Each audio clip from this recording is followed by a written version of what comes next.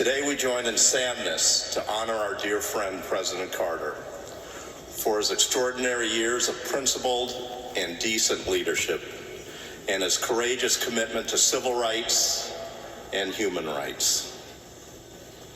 I remember the emergence of Jimmy Carter on the national stage, in particular his 1971 inaugural address. For the first time, a Georgia governor called for a commitment to the traditions of Martin Luther King Jr. and for the decency that his leadership stood for over his lifetime. I was surprised when then candidate Carter asked me to join in him as his running mate in 1976. He amazed me then, as he has every year since. He, of course, was brilliant. He also had a great sense of humor. And while we had only 4 years in the White House, he achieved so much in that time. It stood as a marker for Americans dedicated to justice and decency. Carter was a man of his word.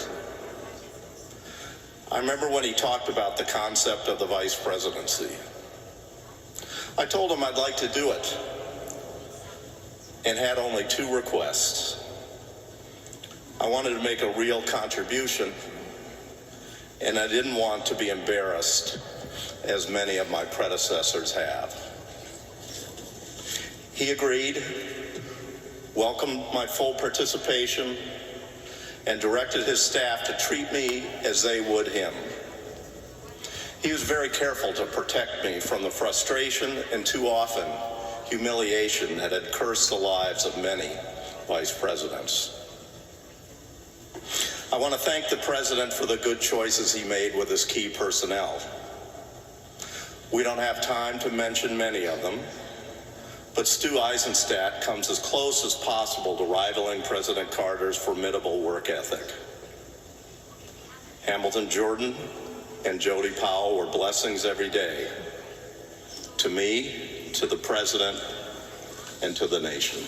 Carter was a devout Christian who grew up in a small town and was active in his faith for almost every moment of his life. I was also a small town kid who grew up in a Methodist church where my dad was a preacher, and our faith was core to me, as Carter's faith was core to him. That common commitment to our faith created a bond between us that allowed us to understand each other and find ways to work together. He allowed me to take a leadership role on issues that never would have happened before. For instance, he directed and trusted me to take a central role in trying to bring decency to the Vietnamese and Southeast Asian boat people who were fleeing their country. With President Carter's orders, the boat people were picked up by our great Navy from their flimsy boats, which were capsizing, and taken to safety. Most became good American citizens working for a healthy and prosperous nation. Joan loved her time as the second lady. And we have Jimmy and Rosalind to thank for helping her champion the public arts and for just being so kind to her. These were good years for Joan and I. President Carter and I became very close friends. We often spent hours together throughout the day. We were working on real problems, not wasting time. The personal relationship we established while in office continued throughout our life. Carter was far-sighted. He put aside his short-term political interests to tackle challenges that demanded sacrifice, to protect our kids and grandkids from future harm. Very few people in the 1970s had heard the term climate change. Yet Carter put his presidency on the line to pass laws to conserve energy, deregulate new oil and gas prices, and invest in clean, renewable alternatives to fossil fuels. It wasn't a perfect program, But thanks to President Carter, U.S. energy consumption declined by 10% between 1979 and 1983. In many ways, he laid the foundation for future presidents to come to grips with climate change. Some thought he was crazy to fight so hard to pass these laws, but he was dead right, and we know that now. We also know that President Carter elevated human rights to the top of his agenda. Sometimes we forget how seriously he pushed to advance the rights of women. He proposed and signed the law extending the period for states to approve the Equal Rights Amendment. He appointed women to head the departments of Commerce, Education, HUD, and what is now HEW. Women on his White House staff played crucial roles in developing his highest priority energy and environmental proposals.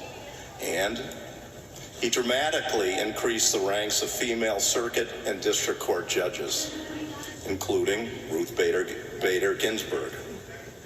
In all, he appointed 5 times as many women to the federal bench as all of the previous presidents had from the beginning of our country.